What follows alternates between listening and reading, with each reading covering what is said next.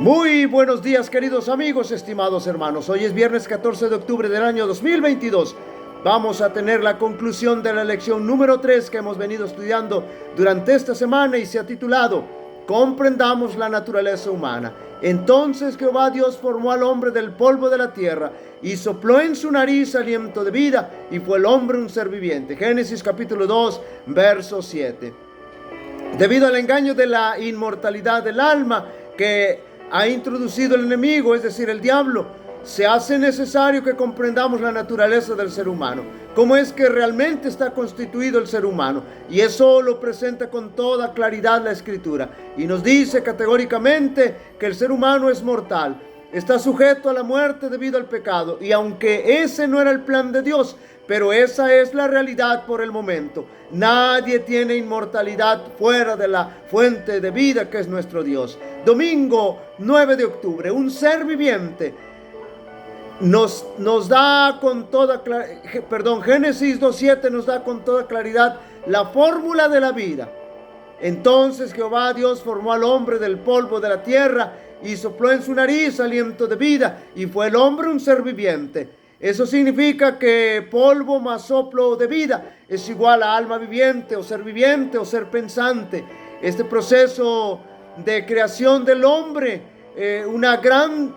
hace una gran diferencia con el resto de la creación, porque la creación del hombre fue especial, modelado por Dios a su imagen y semejanza, impartiéndole finalmente el aliento de vida. Ahí inicia la vida del ser humano de manera perfecta hasta que el pecado entra y trae como consecuencia la muerte. Lunes 10 de octubre, el alma que pecare, esa morirá. Para que nos quede claro que el ser humano es mortal, el Señor nos dice con toda claridad en su palabra: el alma que pecare, esa morirá. El Hijo no llevará el pecado del Padre, ni el Padre llevará el pecado del Hijo. La justicia del justo será sobre él, y la impiedad del impío será sobre él.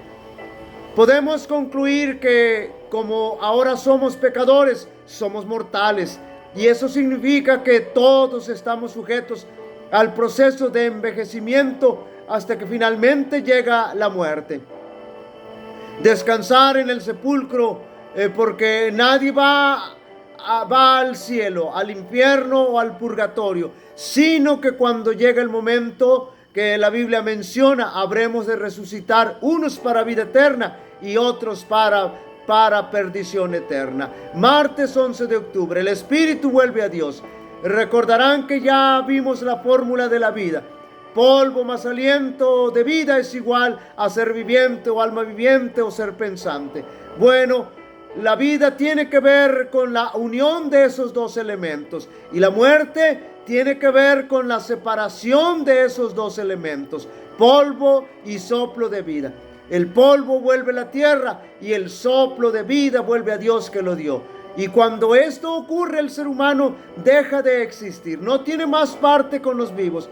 No existe nada de que su espíritu anda penando, buscando descanso en paz, porque la verdad es que ya descansa en paz. Tampoco se va al cielo, mucho menos al infierno, para estarse quemando por toda la eternidad. Esa es una mentira diabólica. Miércoles 12 de octubre, los muertos nada saben.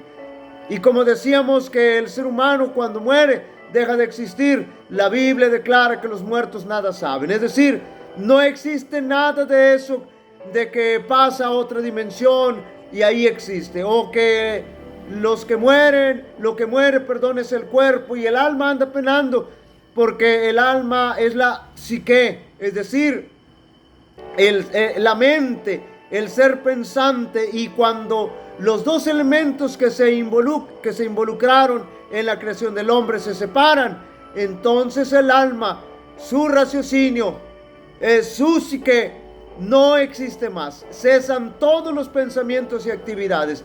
Duermen el sueño de la muerte hasta ser resucitados. ¿Se dan cuenta de la importancia de conocer la naturaleza humana? Jueves 13 de octubre. Descansar con los antepasados. Todos los del pueblo de Dios sabían que iban a morir y que finalmente descansarían, así como sus antepasados. Tan clara era esa verdad para ellos que hacían preparativos para cuando llegara ese momento ir a descansar con sus antepasados. Y esto lo vuelve a confirmar nuevamente la Escritura, la mortalidad del ser humano. Por lo tanto, no existe inmortalidad en esta vida de pecado.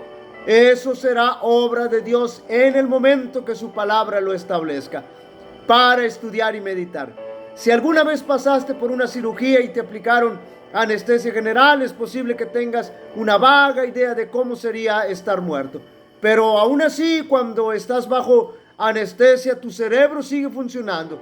Imagínate cómo será estar muerto, cuando todas las funciones cerebrales, todo se haya detenido por completo. La experiencia de la muerte entonces es cerrar los ojos, y en lo que respecta a cada persona muerta que haya vivido, lo siguiente que verá será a Jesús en su segunda venida o después del milenio. Hasta entonces todos los muertos, los justos y los impíos, descansan durante lo que les parecerá un instante al resucitar. Para quienes seguimos vivos, nos parece que la muerte dura mucho tiempo, pero para los vivos sí, pero para la percepción de los muertos dura solo un instante. Si fuese verdad que las almas de todos los hombres van directamente al cielo en la hora de la disolución, entonces bien podríamos anhelar la muerte antes que la vida. Esta creencia ha inducido a muchas personas a poner fin a su existencia. Cuando uno está anonadado por los cuidados, las perplejidades y los desengaños, parece cosa fácil romper el delgado hilo de la vida y remontarse hacia el más allá, hacia la bienaventuranza del mundo eterno. Ningún lugar de las Sagradas Escrituras, en ningún lugar de las Sagradas Escrituras se encuentra declaración alguna de que los justos reciban su recompensa y los malos su castigo en el momento de la muerte. Los patriarcas y los profetas no dejaron tal seguridad. Cristo y sus apóstoles ni la mencionaron siquiera. La Biblia enseña claramente que los muertos no van inmediatamente al cielo. Se los representa como durmiendo hasta el día de la resurrección. Queridos amigos y hermanos, no debemos restarle importancia a la necesidad de comprender la naturaleza humana, porque de otra manera seremos fácilmente entrampados por el enemigo. Pero no hay necesidad de ello, porque la palabra de Dios es bien clara respecto al estado de los muertos. El Señor te bendiga y te guarde. El Señor haga resplandecer su rostro sobre ti y tenga de ti misericordia. El Señor alce sobre ti su rostro y te dé paz. Así invocarán mi nombre sobre los israelitas y yo los bendeciré. Dios bendiga a cada uno de vosotros.